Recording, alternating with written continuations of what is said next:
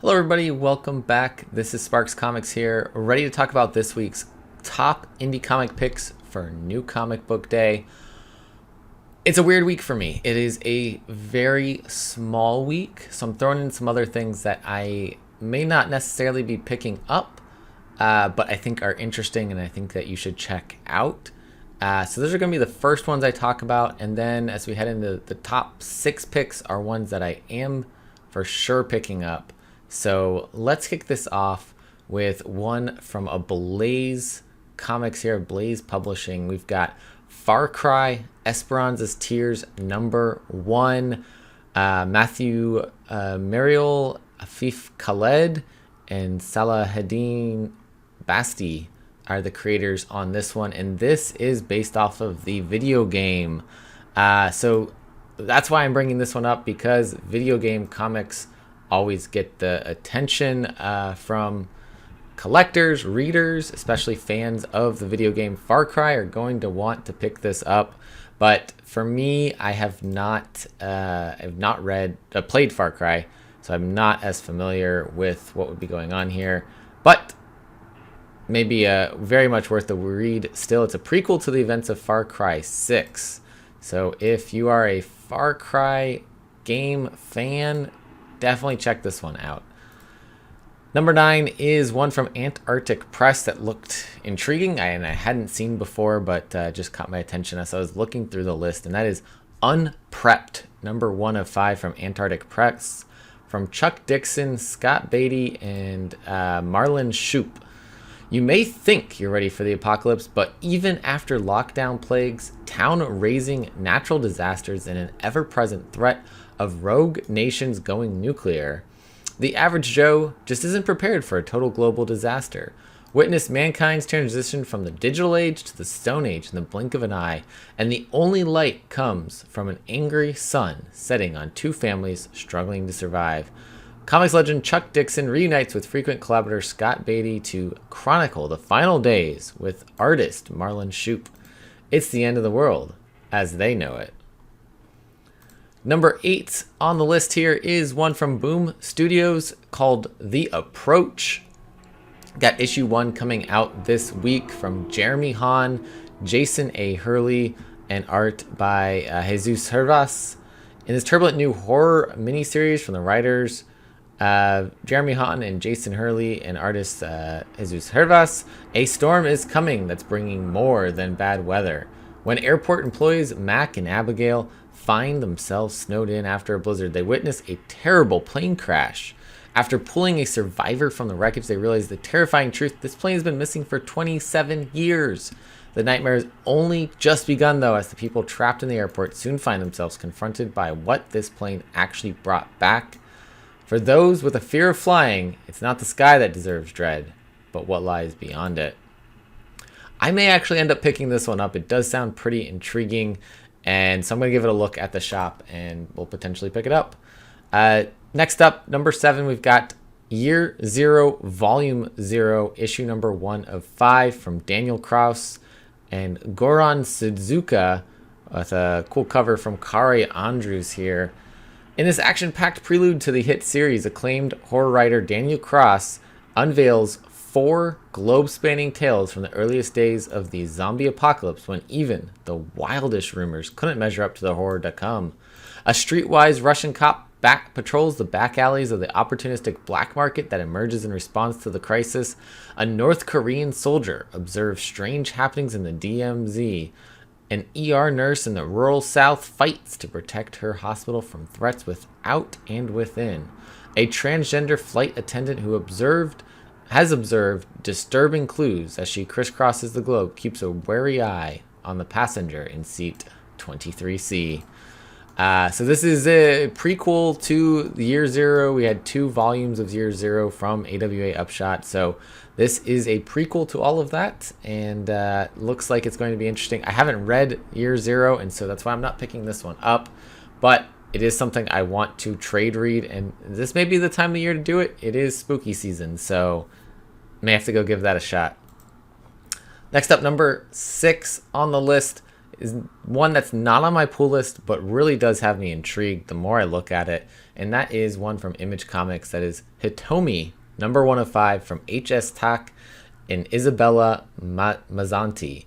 In feudal era Japan, a drifter with no prospects begins training in secret under Yasuke, a once famous, disgraced warrior, as she struggles to find her place in a society entrenched in discrimination and violence.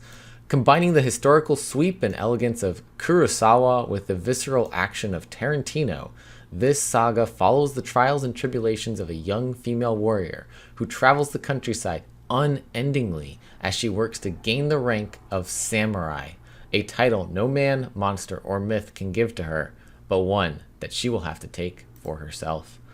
Interior artwork looks pretty great, and very much themed for this feudal era Japan story, and it just sounds intriguing to me at this point. So again, that's one I may pick up on the shelf, but I didn't have it on my pull list already. But it was one I wanted to highlight for you guys in case that's something that you're interested in. So coming to the top 5, these are ones that are on my pull list and are ones that I am looking to pick up. And we're going to go first off to one from Boom Studios.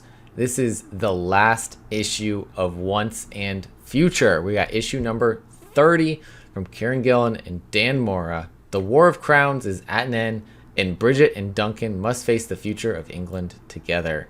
Will their family's legacy finally come to a happy end? Or is the final page of the story still yet to be seen? Kieran Gillen and Dan Mora's epic tale of ancient secrets and legendary battles finally concludes in an immortal story sure to leave readers shaken. It's been going for quite a while, and it is finally coming up on its end. I've only read volume 1, but I've been picking it up because I loved volume 1 so much. I have the collected edition of the first 15 issues, so that is on my read very soon list.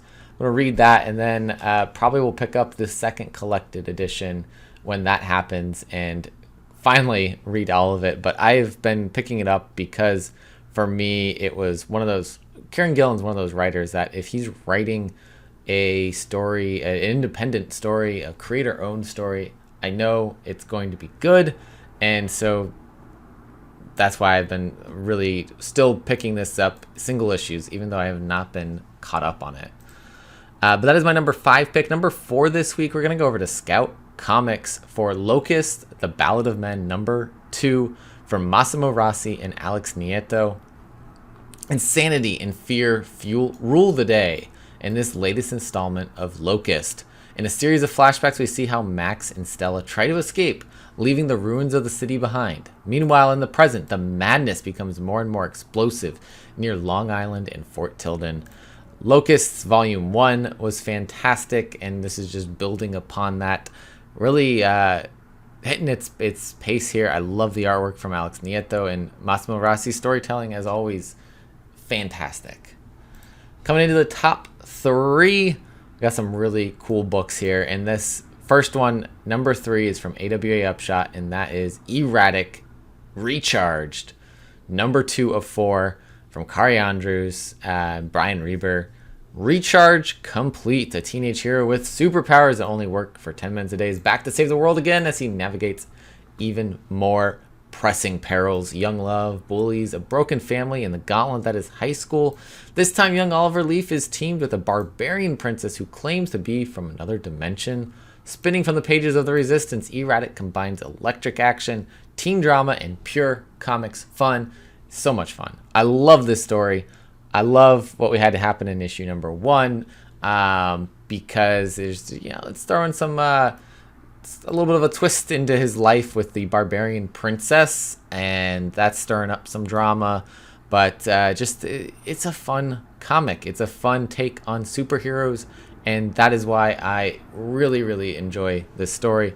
I still need to read the Resistance original story and catch up on the world from that side.